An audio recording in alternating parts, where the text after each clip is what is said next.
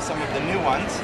So I did some of course, my favorites, like this is the vintage packaging that I did with Stampers Anonymous. I love that stamp, so I did a texture fade like that. I also designed a lot of texture fades where it didn't necessarily have an entire background. This is fun to be texture, but if I'm going to put this on a card and I want to stamp, you can't really stamp on a bumpy road. So this is off to the side, so it's still going to emboss, and then you have room to stamp on a card. If you haven't ever used the texture fades before, these are very different than other embossing folders. I won't name names, but they're very different. These are much deeper than those because these are designed to emboss chipboard, emboss grunge board, emboss canvas, and things like that. So when you work with them, kind of keep that in mind that it's going to have that really, really deep impression. No, Sizzix is broken down into 2 shipments. Fall is shipping in September, Christmas is shipping in October. It's a limited ship on both, so once they ship it, they won't ship any reorders until after the first of the year. Yeah.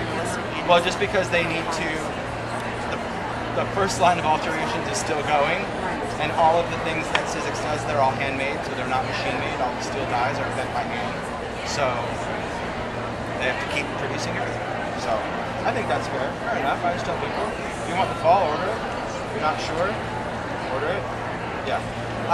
So here's one of the things I really want to show you when it comes to kind of working with these things, and this is what I like about the texture fades. If you're a card maker and you go to use it, the back of the texture fade, this back panel you can see is narrower than the top, and that is because if you go ahead and make your standard A4 card, you can take it, fold it in half, place it onto the texture fade, and when you place it down, this will emboss all the way up to the edge of your card instead of leaving that side margin of texture. So that's why you'll see that this is smaller.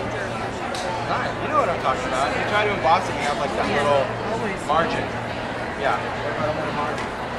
Okay, so let's say I want to emboss this. I want to emboss these words, but I want to emboss it on a tag. Well, if you go to emboss it on a tag, because it's size for a card, it's going to be a little short. So here's what I do.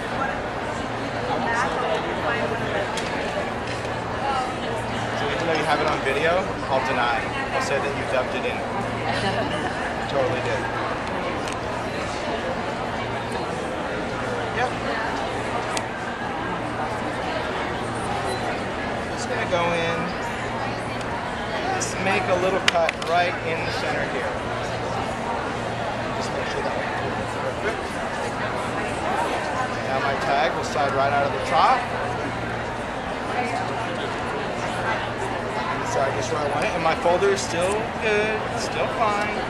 It's still going to work, but now you can put a tag through. Now on this one, I got the trees out, because I cut this one yesterday. Yeah, so the tree line, because I like the trees, obviously cutting in the center wasn't going to do me much good.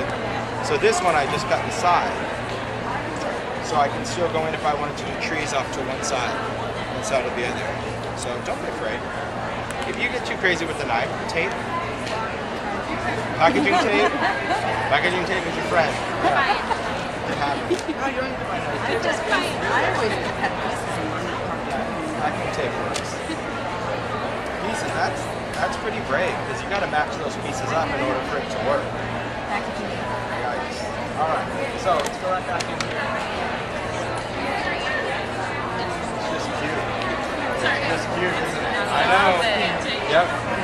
So we'll talk about the platform again. Again, that comes with the machine. Here's some things to note. If you're going to do one layer of paper, you want to have this shim. It'll tell you. When you're using this with one layer, you're going to do this. If this was going to be any thicker than one layer of paper, you would not need the shim, which shows you like if you're going to do the folded card or grunge board or anything like that. And the reason I wanted to do this is sometimes if you've used the texture fades and you've tried to use it on thinner paper, Seven Gypsies has some thinner paper, making memories, it tends to cut through it because it's so deep. So, or vellum. So even though I'm using a single sheet of paper, if my paper was thinner, I would remove the shim, and that's basically removing a little bit of pressure. So now you can emboss without so much pressure if you wanted to. Just because texture fades mean they gotta be some deep things. So, let me show you.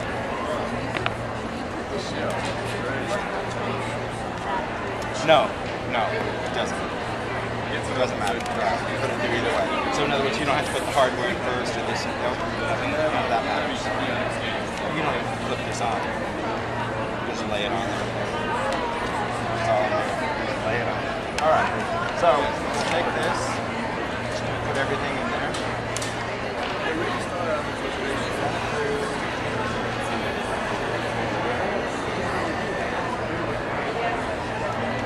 This is what I love, is just how deep these texture fades emboss. So that's again on my paper, and remember I told you that the reason this is so slow is because you want an even pressure to press this out so you don't get wrinkles, especially when you're doing all of these deeper presses. So, say I didn't want this, it's too deep. Remember, you can do the same thing and just take out the shim, and I'll show you the difference when you're embossing these two. So let's just sign our tag. The mystery hole that doesn't exist.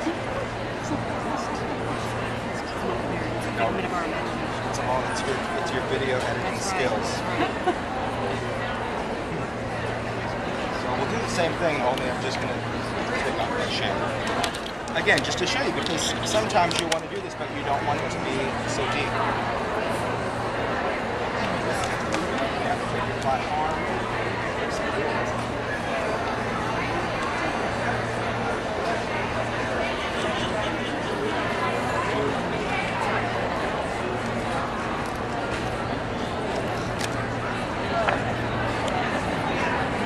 So you can see it's just a little softer, and that's what's really going to help you out with vellum or other cardstock. It's still going to emboss beautifully, but it's just not going to be as sharp. And so sometimes if you want that subtlety or vellum or thinner paper, that's one of the options you have.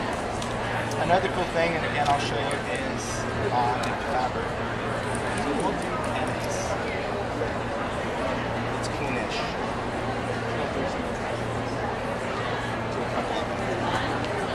Yeah, we have new the ATC size of sticky back. I like it.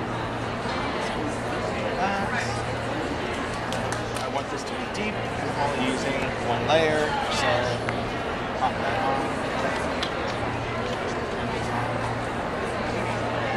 And it's all secured in there. Since it was over yesterday watching me demo. As I was like mixing sizes of platforms, I was like, oh, that sounds good. How are you? Not play by the rules.